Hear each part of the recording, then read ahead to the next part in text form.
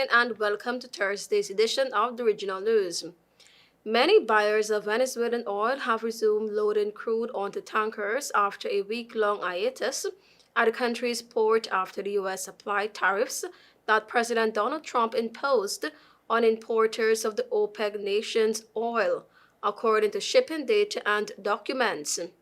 In March, the U.S. Treasury Department gave U.S. oil producer Chevron and other foreign partners and customers of PDVSA until May 27 to wind down operations and cease oil exports from Venezuela. Days later, Washington imposed tariffs on buyers of Venezuela's oil and gas. The measures prompted the suspension of some tanker loadings at the country's main oil port and created delays at smaller terminals. Trump's hardening stance discouraged traders and importers from continuing to ship Venezuelan oil. Following the U.S. measures on oil buyers, many vessels moved offshore. Now, many of these have returned to complete their loading.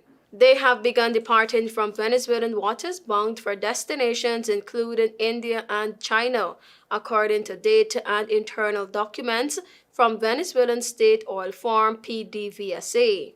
As of Wednesday, crude cargoes allocated to Chevron for U.S. delivery, Reliance Industries for India delivery, and several intermediaries for China delivery were setting sail in a signal that Venezuela's oil exports will not collapse in the short term.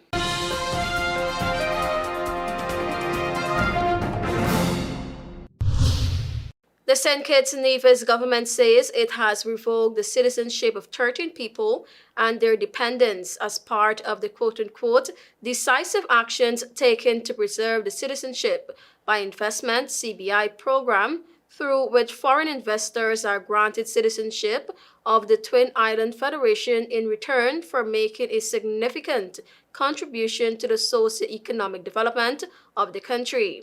The CBI program, which is also being undertaken by the governments in St. Lucia, Antigua and Barbuda, Grenada and Dominica, has come under scrutiny by the United States and European governments, with some claiming that it's providing opportunity for shady characters to obtain foreign passports. In a statement, the government said that together with the Citizenship by Investment Unit (CIU), quote-unquote, decisive actions have been taken to preserve the integrity and international reputation of the CBI program. It said following a comprehensive investigation by the Ministry of National Security, Immigration and Citizenship, the government has issued a St. Christopher and Nevis Citizenship Deprivation of Citizenship Order 2025, resulting in the revocation of citizenship from 13 individuals and their dependents who were found to have failed to pay the statutory minimum investment required under the CBI program, despite having indicated otherwise in their applications.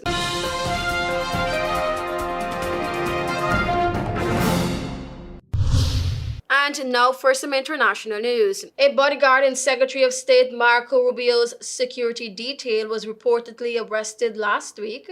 The experienced agent in the Diplomatic Security Service, DSS, was accused of quote-unquote behaving erratically at a hotel in Brussels and fighting with police officers. The bodyguard was cuffed last Monday after he became irate when staff at the Hotel Amigo said they would not reopen the bar after hours. The DS agent allegedly became physically aggressive when hotel staff, including the night manager, urged him to go back to his room. Cops had to be called and the bodyguard was arrested after he began fighting with the officers. However, he was released later the same day after the U.S. Embassy in Brussels intervened. Not staying at a hotel at the time of the alleged incident. However, later that same week, he stayed at the same hotel while visiting Belgium for a NATO leaders conference. DSS agents are tasked with protecting U.S. diplomats and diplomatic compounds around the world. They are responsible for investigating crimes such as passport and visa fraud. Thank you for watching. I am TIANA.